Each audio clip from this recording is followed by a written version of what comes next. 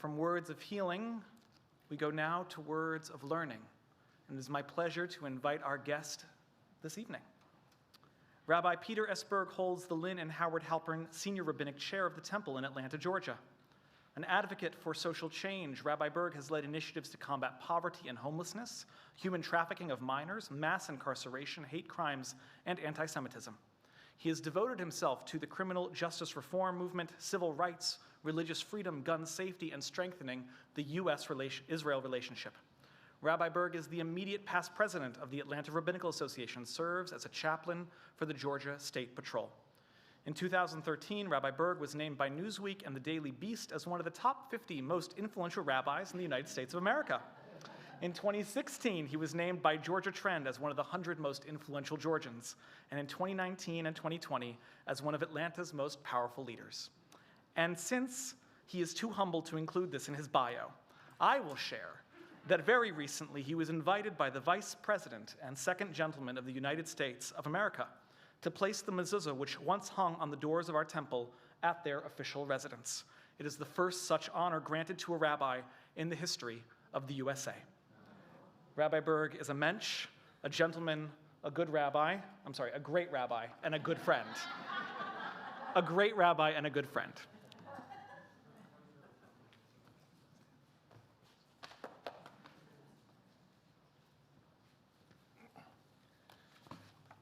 Thank you, Rabbi Kay.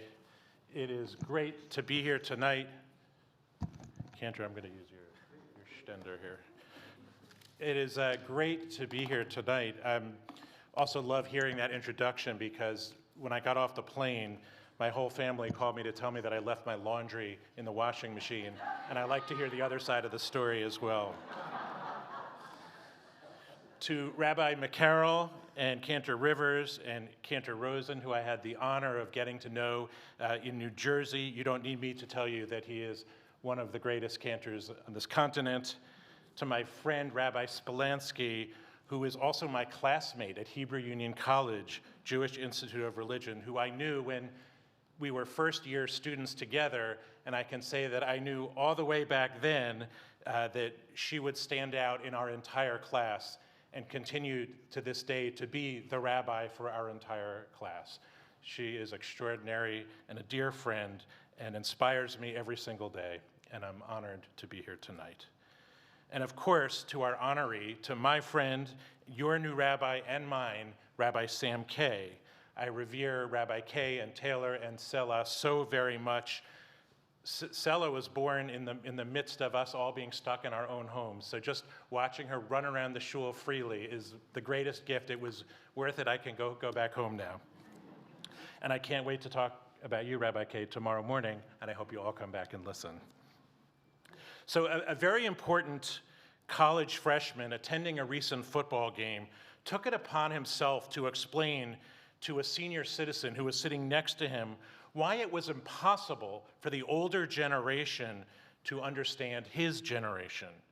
You grew up in a different world, actually an almost primitive one, the student said, loud enough for those nearby to hear a little bit of the conversation. The young people of today, they grew up with television, jet planes, space travel. Our spaceships even visit Mars.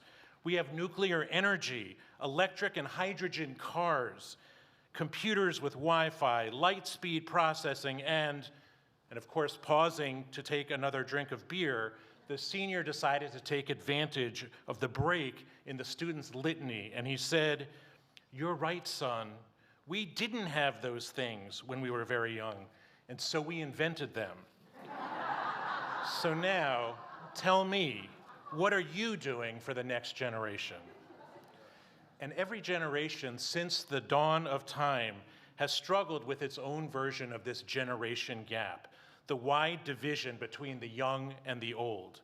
I can imagine Adam and Eve complaining about the next generation, predicting the demise of the human race because of the values of their children and their grandchildren. I can even hear Adam complaining to Eve, the problem with kids today is that they have no respect, no sense of sacrifice and responsibility. And I can imagine their children, Cain and Abel, rolling their eyes and whispering, Mom and Dad just don't get it. They need to get with the times. It seems to me that the gap between the generations that began with Adam and Eve continues still to this very day. But on this night, on this Shabbat, in anticipation of the installation of your new rabbi, all the generations are here. Some of you who are here tonight are members of the greatest generation, survivors of the Second World War. You remember how your parents survived the most challenging of times. Many of you experienced hard times growing up, followed by times of tremendous prosperity. You respect the rules, place duty before pleasure, focus on family, are fiercely patriotic, and respect authority. Some of you tonight are of the baby boomer generation, the me generation, growing up in the civil rights movement, the sexual revolution. You are ambitious, anti-war, anti-government, and believe that anything is possible. Equal rights, equal opportunities, loyal to children, optimistic, questioning, repairers of the world, and trust absolutely no one over the age of 30. And some of you here tonight are Generation X. That includes me, Rabbi Spolansky. We are the dual income family, single parents, latchkey, downsizing generation. Our perceptions are changed and shaped by the way that we take care of ourselves, watching politicians lie, watching parents lose their jobs. We're the first generation who will not earn as much money as our parents. We are diverse, pragmatic, highly educated. We have high job expectations, seek balance in life, are suspicious sometimes of the values of our parents, think globally, prefer informality, and like to have fun. And some of you tonight are here, are born in the 80s or later, part of the millennial generation. You don't know a world without iPads or swiping.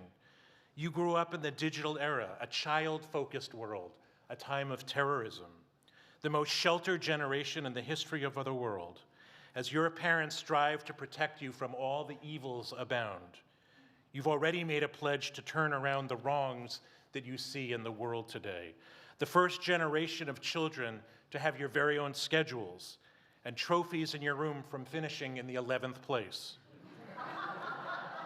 You are confident and tolerant, competitive, highly educated, optimistic, global, and sometimes enjoy significant personal attention. We are all here tonight, all of us, and we are remarkably different.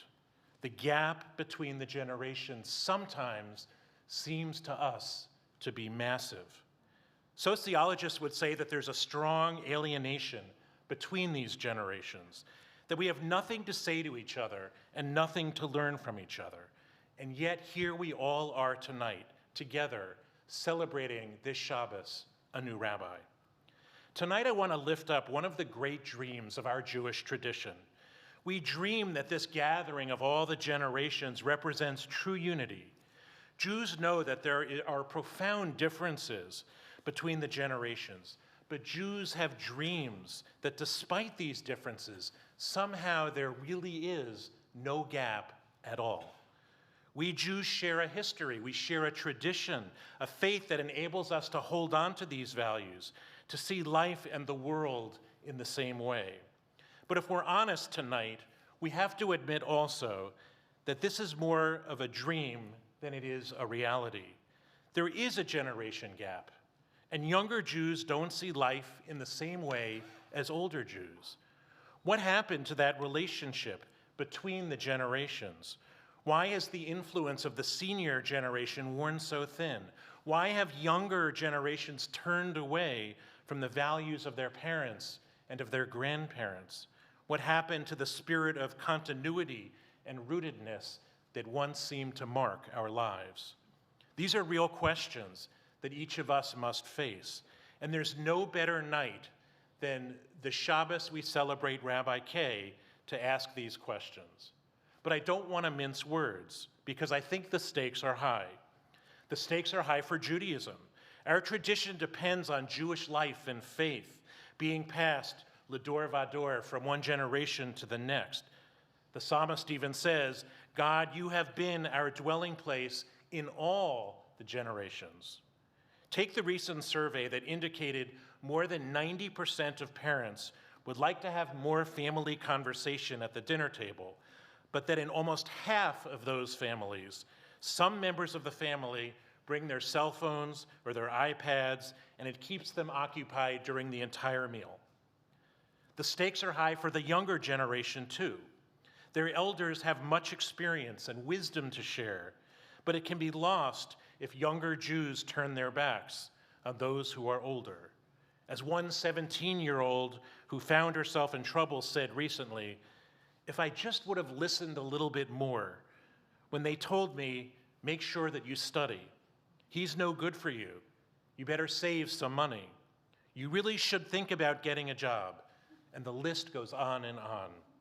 And the point is, she said, those who are young don't always know best. And I've learned it the hard way, your parents aren't stupid. Want to know why? Because they have been there and they have done that. And they just want you to succeed. And the stakes are high for all of us, because we really do need each other. If our Reformed synagogues are to continue to be a beacon of life and of hope, if our families are to be strong, if we are to find strength in our Jewish community, then we truly need the vitality of each and every generation together. But if the stakes are high, so are the costs. If we're going to have this conversation generation to generation, and I mean a serious conversation, it may mean we have to admit mistakes. It may mean we have to ask sometimes for forgiveness or change the way we have been. And it may even mean breaking with an idea that has, for many years, been bending so that we can learn to accommodate other people and see that it's no longer a sign of weakness. And let's face it, those are hard things to do.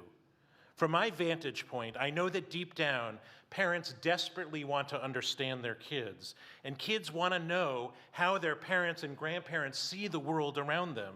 But there are obstacles, and I'd like to explore for just a few minutes what our Jewish tradition tells us about this generation gap. What these two islands, the old and the young, could say to each other. How each generation could learn to be just a little more bendable, just a little more malleable and receptive and understanding to the needs of each other. So let's go back for a moment to that dream of all the Jews of every single generation. Here's a beautiful picture of that dream in Deuteronomy. When your children ask you in time to come, what are the testimonies and the statutes and the ordinances that God has commanded you, you shall say to your children, we were slaves in Egypt, and God brought us out with a mighty hand. And God brought us out of here in order to give us the land promised to our ancestors. And God gave us the laws for our good. And that's the dream. Here in this lovely picture, we see the younger generation of Jews coming to their parents, seemingly eager to understand what it means to be Jewish in this world. They want to know about the commandments, about the ways of living and thinking that make up our Jewish tradition, what it means to lead a Jewish life. And their parents respond by telling them about the Passover and about the Exodus, the promise of the land of Israel, the sustaining power that has kept the Jewish people alive for more than 3,000 years, and it looks absolutely perfect.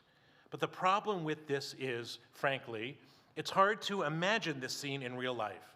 It seems like it's just a dream. To begin with, it seems way too idealistic in a world of smartphones and tweets and Instagram and Snapchat, in a time when the generations seem to have little to do with each other, in a time when being young means speaking your own in-group language, and being old doesn't just mean being wise, it just means being old. It's hard to imagine our young Jews coming to their parents and saying, tell me, father and mother, what is the meaning of this Judaism for my life? And tell me about Judaism is not even the question that younger generation of Jews are even asking. Do you know the number one priority amongst college students today in the world is not a job, it's not financial independence. The number one priority amongst college students in the world is human rights across the globe. And the question they want to ask their parents and grandparents is not tell me about Judaism, it's tell me why you're not more concerned about human rights. And while you're at it, what you're going to do to fix and repair this world. The older generation looks at the younger generation and says, you want to save the world, but you have no understanding of sacrifice. You fiddle with your electronics and it all comes so easy for you. You want life handed to you on a silver platter. So Deuteronomy gives us a pretty picture of the younger generation talking to the older generation, but it's not particularly realistic. Remember the movie Cool Hand Luke, when the prison guard says, what we got here is a failure to communicate. But before we turn away from this picture in Deuteronomy as being hopelessly idealistic, I want to take just one more look. Rabbi Michael Fishbane, who teaches Jewish studies at the University of Chicago, has carefully explored this text in Deuteronomy. And he says that this picture is really not quite so innocent as it might seem.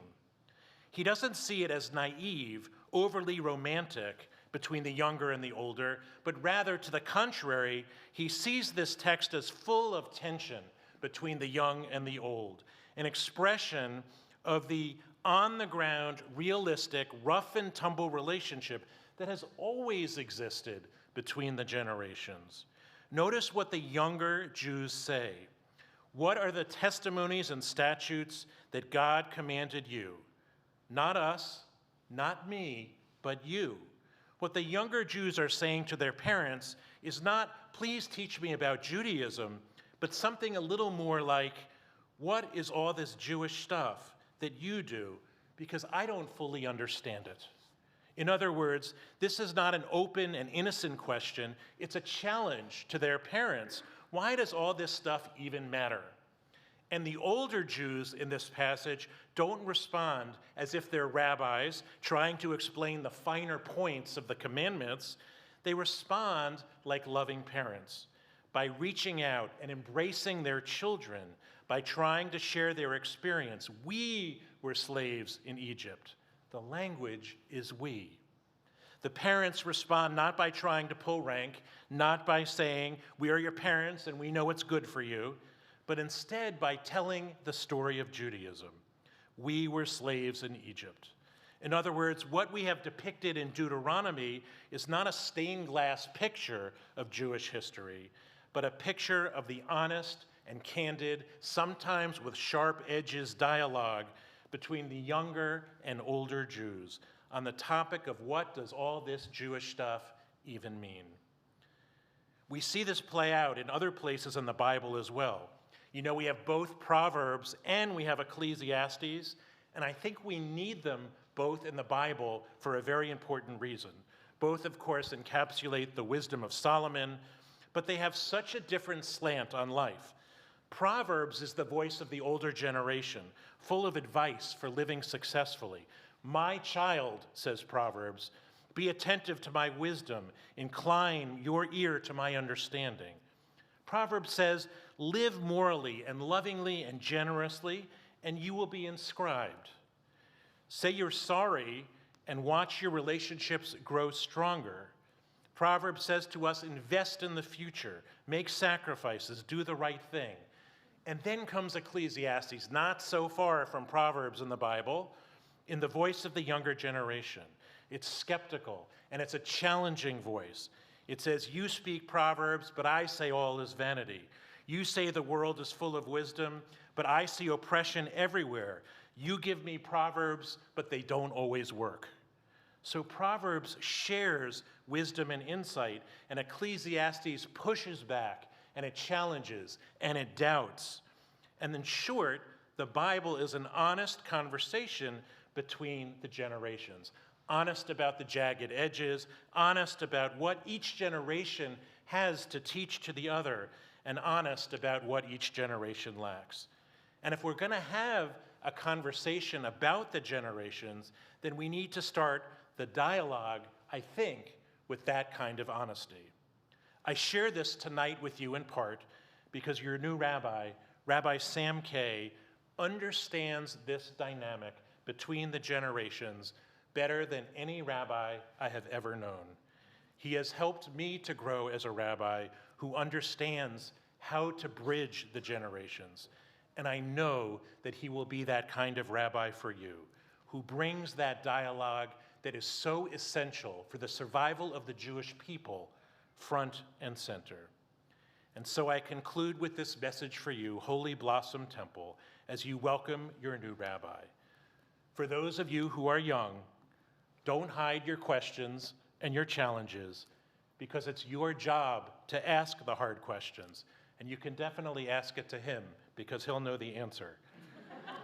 Push as hard as you can. Don't be satisfied until Judaism and this world make sense in your life. Notice that the younger generation has a role to play in probing and testing and challenging. That's their task. And for those who are older, we must know and claim our Jewish heritage, not as a textbook or an encyclopedia, but as a living heritage. We must be willing to tell the great story of our faith. We were slaves in Egypt. We must cherish the great promise of our tradition, the land of Israel, the preservation of the Jewish people. And we must be willing to share it with our children, not as a burden, but as something that gives us purpose and meaning. Sometimes we who are older are reluctant to talk about religion with our children because we think we don't know enough. We may not know everything there is to know, but we do know our own experience, and our children want to hear our stories and our experiences. Notice in the passage from Deuteronomy, the older generation doesn't wag their finger at the younger and say, this is what you have to do. Rather, they tell the stories of their experience. That's what happens in the Bible. Tell them in such a way that the younger sees that they are part of them, that this is their story too. We were Jews in Toronto, and the Lord brought us here from Germany and Poland and Morocco and Russia, and we have been led by our faith to places of service and leadership. So we are all here tonight, all the generations, to welcome our new rabbi tomorrow morning to formally install him. There will be many, many ways to honor him this Shabbat and throughout the many years. But if you are part of that older generation, don't hold your tongue back. Be ready to tell with patience and compassion of what your Judaism means to you. And if you are part of the younger generation, you too should never hold your tongue. Be ready to probe and question and challenge until our great Jewish tradition becomes your own. If we engage in this kind of honest conversation, we will have the unity that is so dreamed of, not a false unity, but one that is filled with truth. I've always treasured the great moment in Genesis that we read twice a year in synagogue, when Abraham brings Isaac to the altar for sacrifice. Both are confused. Neither has any idea how to even speak to the other person when they make that journey. And then the text says, perhaps, the two most important words in all of the Torah, V'yelchu shnehem yachdav, and the two of them walked together. For only when we walk together can we find the wisdom that we have and the wisdom that others have. Only when we walk together, guided by Rabbi Kay and the extraordinary clergy who serve this community, can we discover the broken places in our hearts. To find our way with the generation before us and the generation that is to come, to grab hold of each other's hand and to walk together. Let us pledge not just to welcome each other tonight, but to come to each other with resolve, to remove the barriers and reduce the tensions that divide brother from sister, spouse from spouse, and parent from child. Let the new book that Holy Blossom begins tonight be a document worthy of our better selves, so that the age of peace and beauty may again return to our lives and to all of humanity, as together we say, Amen.